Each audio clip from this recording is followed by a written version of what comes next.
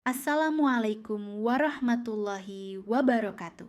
Halo Bunda, sahabat Maya. Semoga Bunda semuanya dalam keadaan sehat dan bahagia ya. Sebelum masuk ke ceritanya, silakan absen terlebih dahulu. Bunda semuanya dari daerah mana saja ya yang sudah subscribe. Semoga rezekinya lancar ya. Pagi itu, hujan gerimis Jakarta membasahi jendela apartemen mungil kami di kawasan Tebet.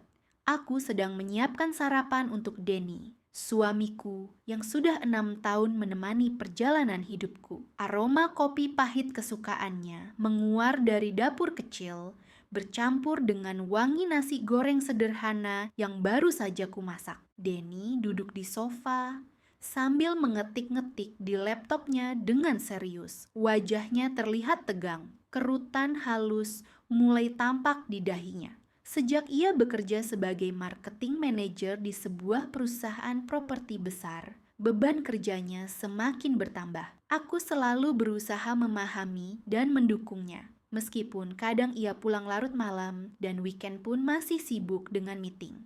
Sayang, sarapan sudah siap, panggilku sambil meletakkan piring di meja makan. Denny menoleh sebentar, tersenyum tipis. Terima kasih Maya, kamu selalu yang terbaik. Aku ikut duduk di sebelahnya, memperhatikan wajah lelaki yang kucintai ini. Ada sesuatu yang berbeda dalam sorot matanya belakangan ini. Seolah ada jarak yang tak terjelaskan di antara kami, meskipun secara fisik kami masih berdekatan. Dan, kamu kenapa akhir-akhir ini? Kayaknya ada yang mengganggu pikiranmu, tanyaku sambil menyentuh tangannya lembut. Denny menarik tangannya perlahan, kembali fokus ke laptopnya. Tidak apa-apa, sayang, cuman kerjaan aja yang lagi berat. Kamu tahu sendiri kan, target penjualan kuartal ini cukup tinggi. Aku mengangguk. Meskipun perasaan tidak nyaman mulai bersarang di hatiku. Sebagai seorang istri, intuisiku mengatakan ada sesuatu yang disembunyikan Denny dariku. Tapi aku berusaha mengabaikan perasaan itu dan tetap mempercayainya. Setelah Denny berangkat kerja, aku mulai rutinitas harianku sebagai freelance content writer. Pekerjaanku memang tidak seteratur karyawan kantoran, tapi penghasilannya lumayan untuk membantu keuangan keluarga. Aku menulis artikel untuk berbagai blog lifestyle, travel, dan review produk. Ponselku berdering. Nama Sari Hati-Hati muncul di layar. Sari adalah sahabat baikku sejak kuliah. Bahkan ia yang mengenalkanku dengan Denny dulu. Mereka berteman sejak SMA, dan Sari sering bilang dia yang paling senang melihat kami berdua bersama. Halo, Sar, sapaku ceria. Maya, gimana kabarnya? Udah lama kita nggak ketemu ya? Suara Sari terdengar sedikit berbeda, ada nada canggung yang tak biasa. Alhamdulillah baik, Sar. Kamu gimana? Kerjaannya di marketing agency itu gimana? Baik, Mei. Aku mau tanya, Denny gimana? Dia baik-baik aja kan? Pertanyaan itu membuatku terdiam sejenak. Kenapa Sari menanyakan Denny dengan nada yang aneh seperti itu? Baik kok, Sar. Emang kenapa? Kok nanyanya kayak gitu? Ah, nggak apa-apa. Cuman, ya udah deh. Nanti aja kita ngobrolnya.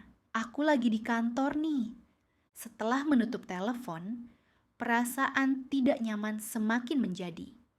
Ada sesuatu yang janggal dari cara Sari berbicara tadi. Biasanya dia akan mengobrol panjang lebar denganku.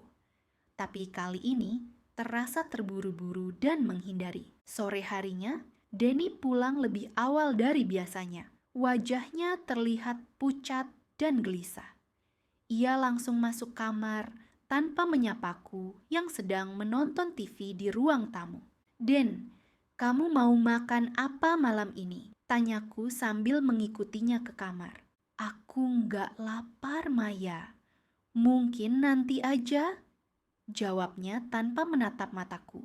Denny langsung rebahan di kasur sambil memandang langit-langit kosong. Aku duduk di pinggir kasur, membelai rambutnya lembut. "Kamu mau cerita apa yang terjadi? Aku kan istrimu, Den. Masalah apapun kita hadapi bareng." Denny menatapku sebentar. Ada sorot mata yang sulit kuterjemahkan. Penyesalan, rasa bersalah, ataukah itu hanya imajinasiku? "Maya," suaranya serak. "Ada yang harus aku bicarakan denganmu." Jantungku berdebar kencang, nada suara Denny sama sekali tidak biasa. Ada ketegasan yang mencekam di dalamnya. "Apa, Den? Katakan saja." Denny duduk di pinggir kasur, memunggungi aku, tangannya mengusap wajahnya kasar. Aku sudah tidak bahagia lagi dengan pernikahan kita, Maya. Duniaku seakan runtuh seketika. Kata-kata itu keluar begitu saja dari mulut suami yang selama ini kucintai dengan sepenuh hati. "Maksud kamu apa, Den?" Suaraku bergetar. "Aku sudah jatuh cinta dengan orang lain, Maya. Aku minta maaf. Jika tadi duniaku runtuh, sekarang rasanya aku jatuh bebas ke jurang yang tak berdasar. Napas terasa sesak. Dadaku seperti tertimpa beban berat." "Siapa?" bisikku nyaris tak terdengar. Denny terdiam lama. Keheningan yang menyiksa. "Sari," jawabnya akhirnya. Seketika aku merasa seperti disambar petir. Sari, sahabat baikku, orang yang sudah kuanggap seperti saudara kandung sendiri. Bagaimana bisa? Kami sering ketemu untuk urusan kerja.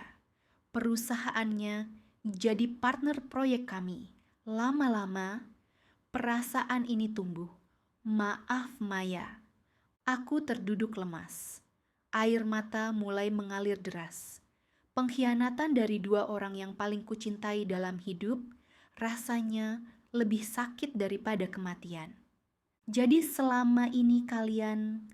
"Sudah 4 bulan, Mei. Kami benar-benar saling mencintai." 4 bulan. Selama 4 bulan, mereka berkhianat di belakangku. Sementara aku seperti orang bodoh, terus mempercayai dan menyayangi keduanya. "Aku akan mengurus perceraian kita, Maya. Aku harap kamu bisa memaafkan aku." Aku bangkit dari kasur dengan langkah gontai. Rasanya seperti berjalan di atas pecahan kaca. Setiap langkah menyakitkan. "Baiklah," ucapku dengan suara yang hampir putus. "Kalau itu maumu, aku tidak akan menghalangi." Malam itu aku menangis sampai tak ada air mata lagi yang bisa keluar. Denny tidur di sofa, tidak berani menatap wajahku. Aku menatap langit-langit kamar, mengingat-ingat setiap momen bahagia kami.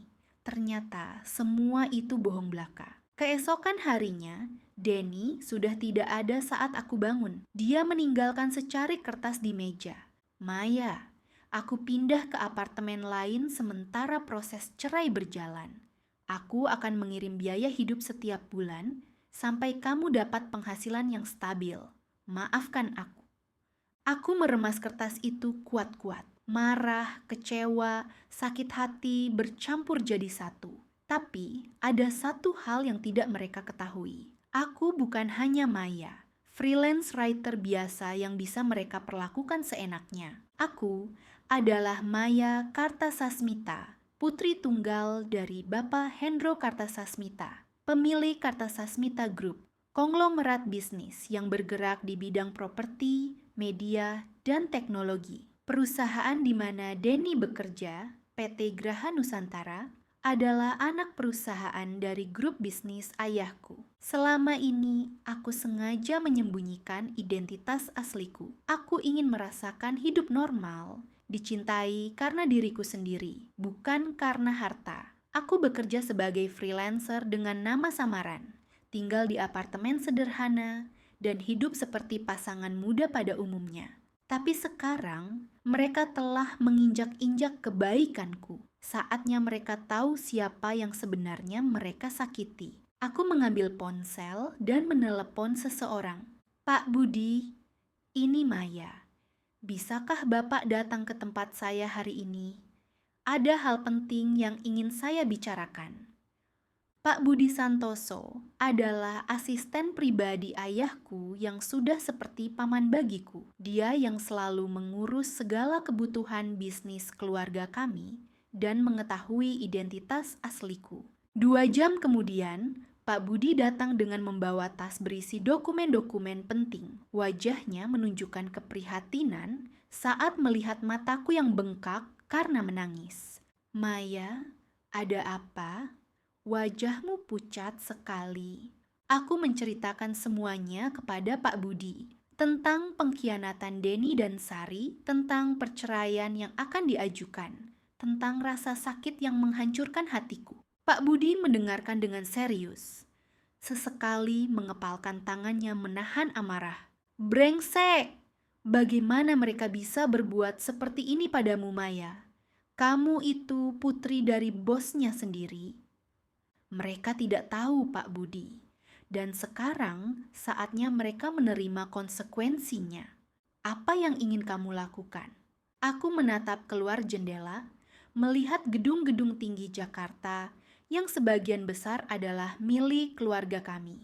Pertama, saya ingin tahu semua detail hubungan mereka. Kapan mulai? Di mana saja mereka bertemu? Bukti-bukti komunikasi mereka. Kedua, saya ingin mengambil alih kendali penuh atas PT Graha Nusantara. Pak Budi mengangguk. Itu mudah dilakukan. Sebagai pemegang saham mayoritas, kamu berhak melakukan itu. Ketiga, lanjutku dengan nada dingin, saya ingin mereka merasakan bagaimana rasanya dikhianati dan dijatuhkan dari puncak kebahagiaan mereka. Seminggu berlalu, Pak Budi bekerja dengan efisien mengumpulkan informasi. Ternyata, Denny dan Sari sudah merencanakan semuanya dengan matang.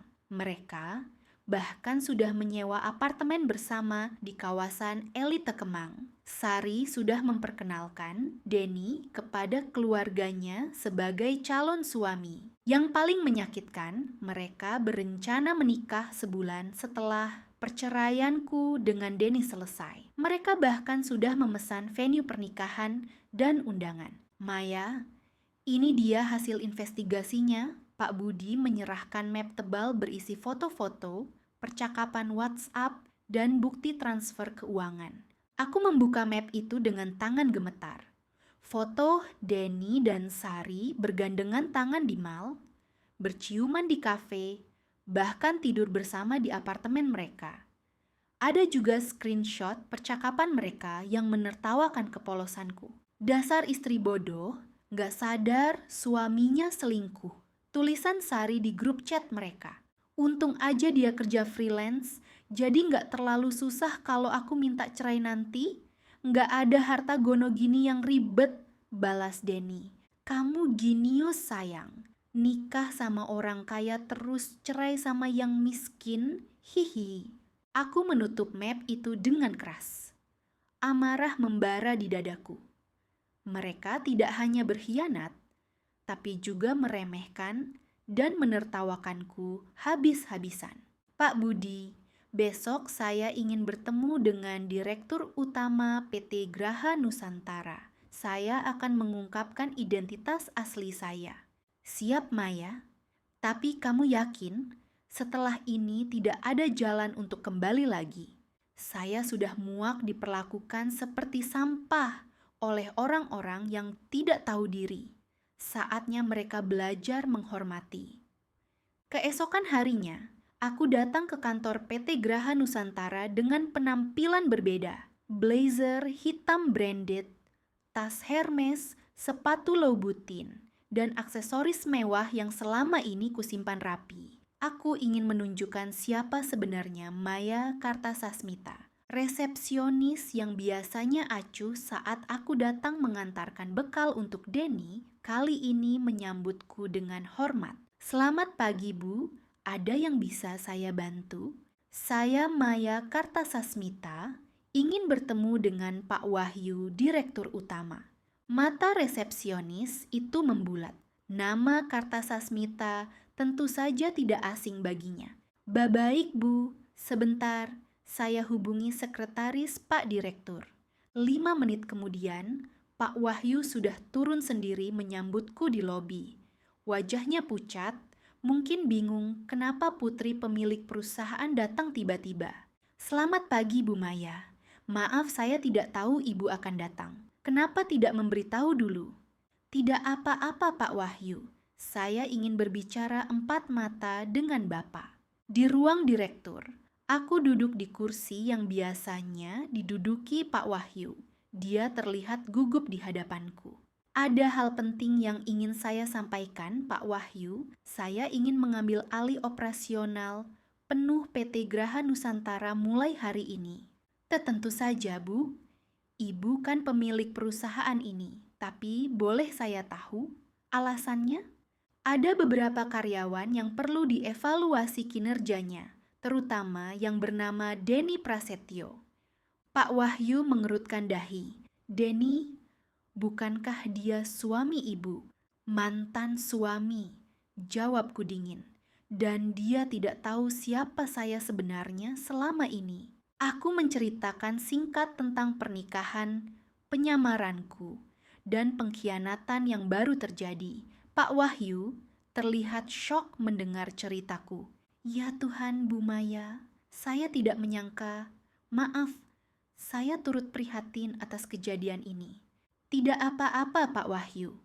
Sekarang saya ingin Bapak memanggil semua karyawan untuk meeting dadakan. Saya akan memperkenalkan diri secara resmi sebagai pemilik baru yang akan terjun langsung mengelola perusahaan." 1 jam kemudian, seluruh karyawan berkumpul di aula perusahaan. Aku bisa melihat Denny duduk di barisan depan. Wajahnya terlihat bingung melihatku berdiri di podium dengan penampilan mewah.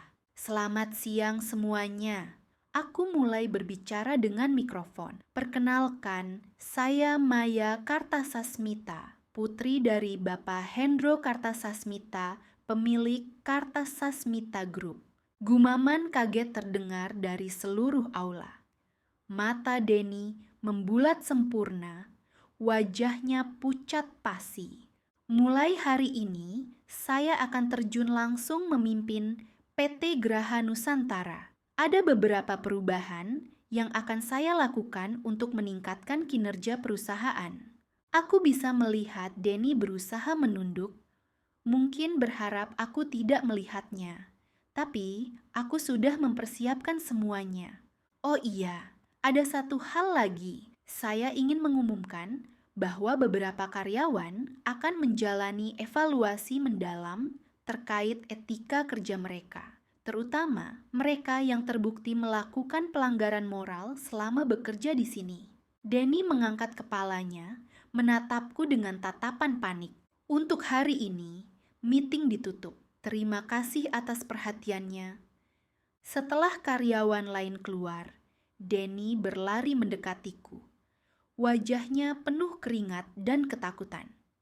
"Maya, Maya, tunggu," panggilnya sambil menarik lenganku. Aku berhenti dan menatapnya dingin. "Ada apa, Pak Denny?" "Maya, kenapa kamu tidak pernah bilang? Kenapa kamu bohong tentang identitasmu?" "Bohong?" Aku tersenyum sinis. "Siapa yang bohong di sini? Yang pura-pura mencintai istrinya tapi selingkuh dengan sahabatnya sendiri?" Denny terdiam.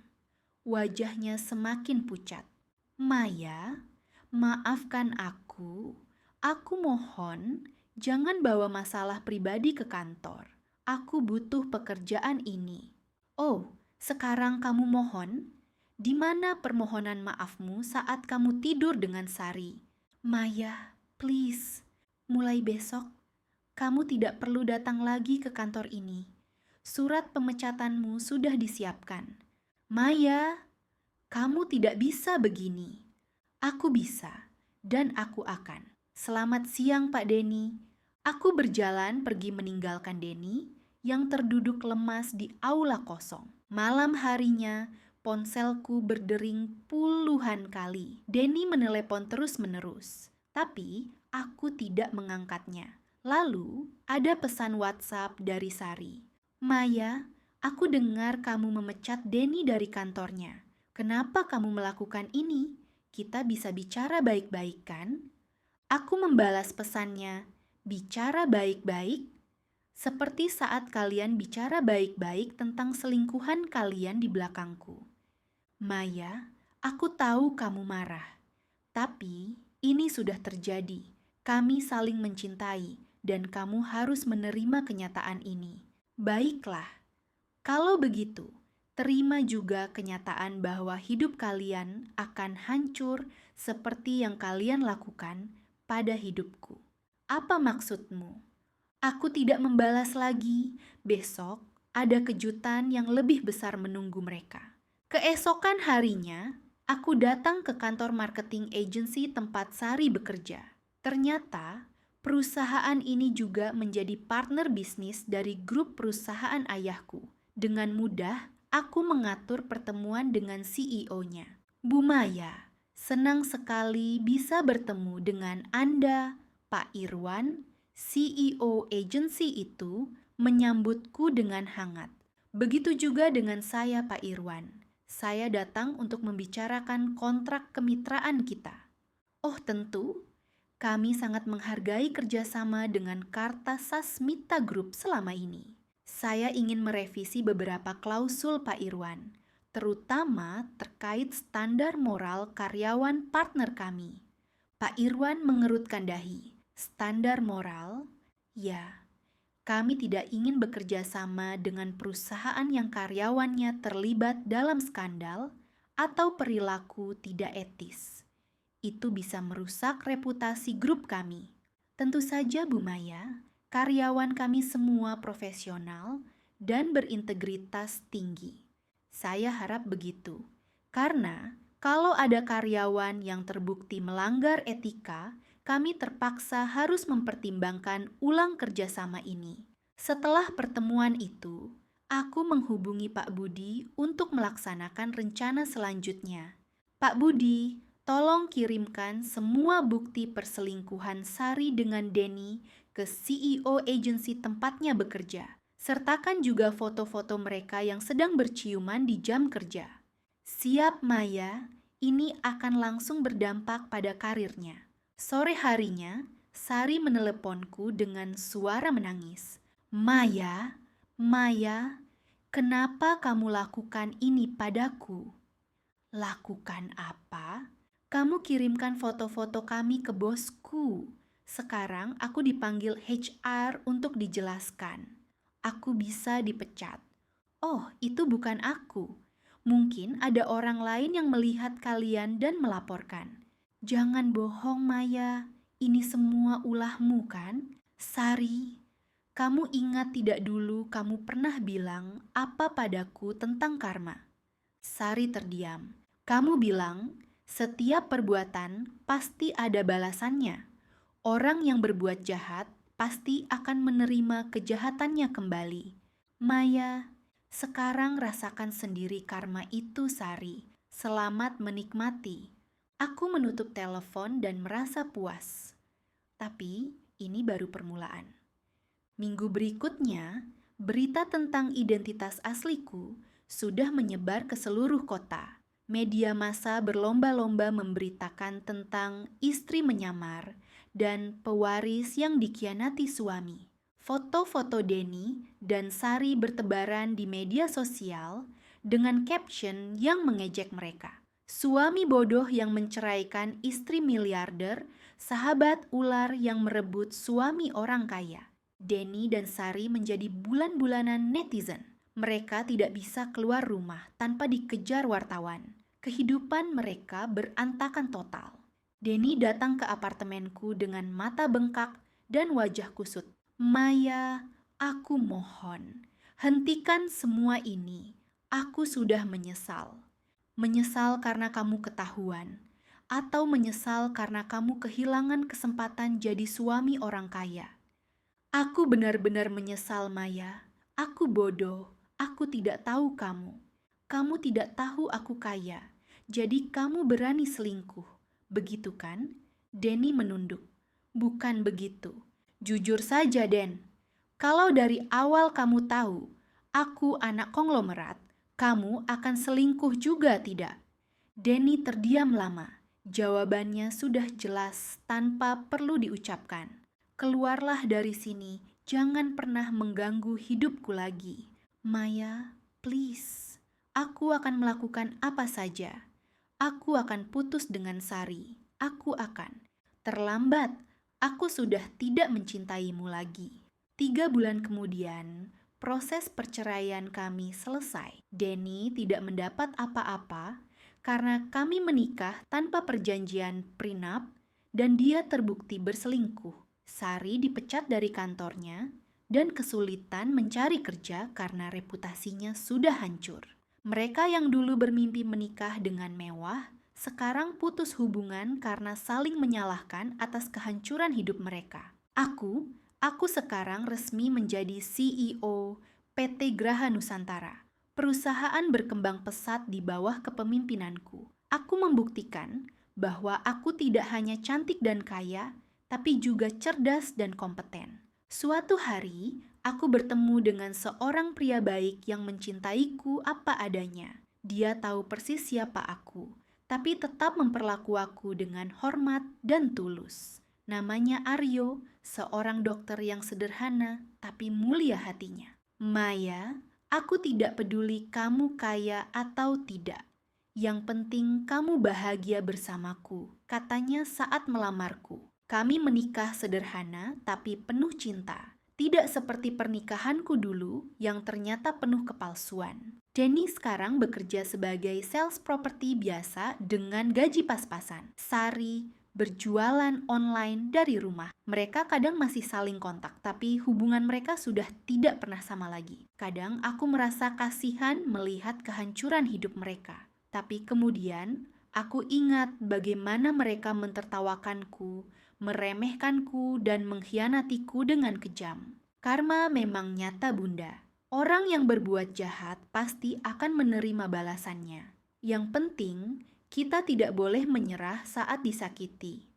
Bangkitlah. Buktikan bahwa kita lebih kuat dari yang mereka kira. Terima kasih sudah mendengarkan ceritaku, Bunda. Semoga ada hikmah yang bisa diambil dari pengalaman pahit ini. Jangan lupa like, share, dan subscribe ya, untuk cerita-cerita menarik lainnya. Wassalamualaikum warahmatullahi wabarakatuh.